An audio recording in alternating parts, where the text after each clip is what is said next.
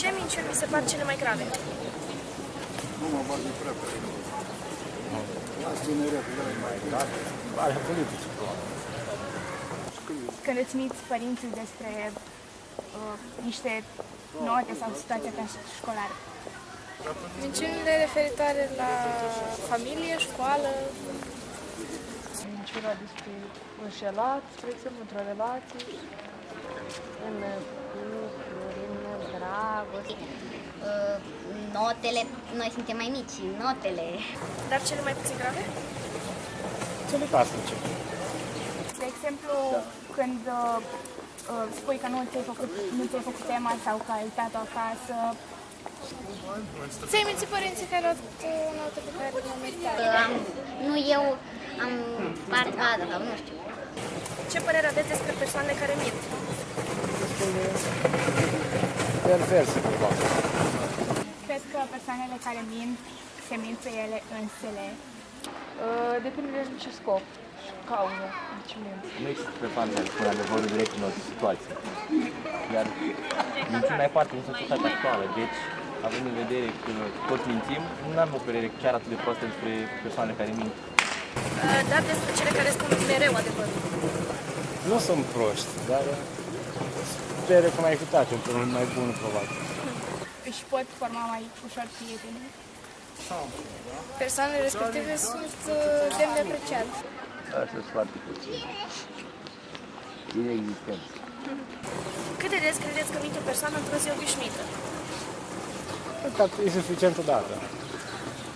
Cred că odată la o oră spune cel puțin 2 minciuni.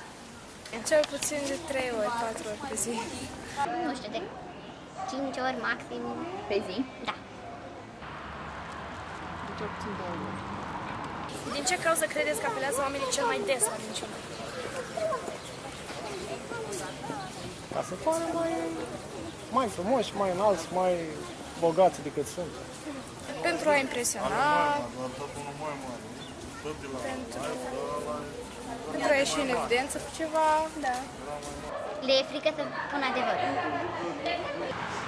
Ca să mascheze anumite lipsuri sau... În ce situații apelați dumneavoastră la minciună? Când ajungi acasă târziu, da? Când te întreabă cineva ce ai făcut astăzi, dacă o duci bine, nu? Trebuie să spui salut, bine, exact. Ok, de la foarte bine în sus.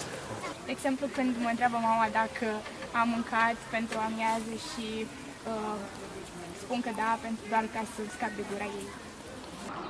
Ieșim până la copii și nici erdan. N-am dus să dau. Când e vorba de note, eu mai folosesc cu mama când mă întreabă despre ceva la școală sau... Cum procedați atunci când părerea dumneavoastră ar putea jigni sau supăra pe cineva? Îi spuneți direct, ocoliți subiectul sau îl mințiți pentru a se simți bine? Eu nu cunosc subiectul, cred că varianta B. Sunt o persoană directă, deci spun totul pe față. Eu sunt o persoană directă. Îi spun ce mă deranjează în față, dacă ar să ocolesc răspunsul, dacă îl doare problema lui. În general încerc să ocolesc. Eu nu vreau o colegă, dar spun direct. Ocolesc subiectul. Și tu?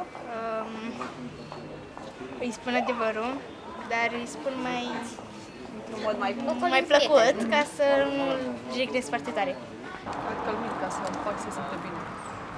Ce alegeți? Să vă fie spus adevărul cu toate că este neplăcut sau să fiți mințit frumos? Care-i partea cu minciuna? Măcar să mă amărgesc. Să mi se spună adevărul direct, chiar dacă este neplăcut.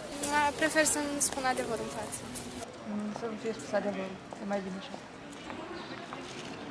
Momente frumoase. Adevărul. Adevărul. Cine credeți că minte mai des, o femeie sau un bărbat?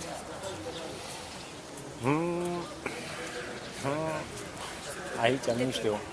Un bărbat cred că minte mai mult, pentru că nu știu, nu are curajul de a-și recunoaște greșelile și să mai orgolioși de puțin. Eu cred că mint la fel, ca și bărbați și femei. Un bărbat are minți ca să nu jignească femeii, iar o femeie minte cam în orice prejurări.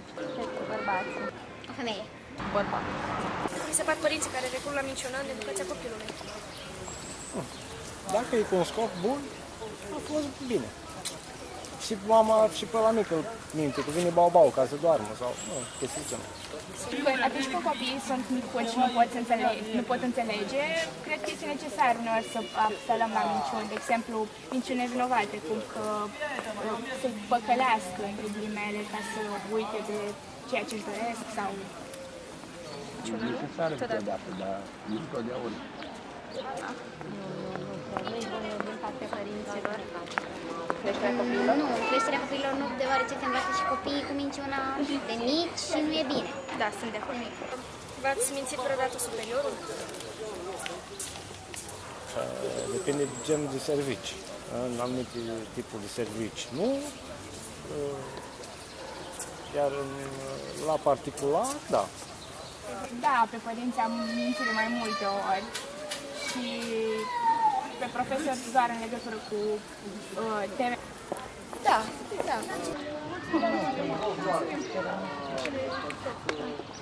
Scopul banal, poate să nu era servici. Spui că ți-a fost rău sau ce acolo. De multe ori. N-am mințit superior. Și ce părere aveți despre minciuna în viața de cuplu? E interesant până în momentul în care se descoperă cine a mințit mai mult sau că l-a mințit. Dacă probabil se trece pasul ăsta, o să fie bine. În ce situație credeți că ar putea fi benefic o minciună în cuplu? Ea să-l mintă pe el că e însărcinată și el să ceară de nevastă, probabil. În anumite cazuri poate fi benefic. Dar nu sugerez nimănui chestia asta. Nu cred că de acord în niciodată în viața de copil. Nu cred că ar fi utilă, cred că mai degrabă ar trebui să spunem adevărul în cuplu, oricare ar fi el. Nu cred că este benefic în același mijlofon.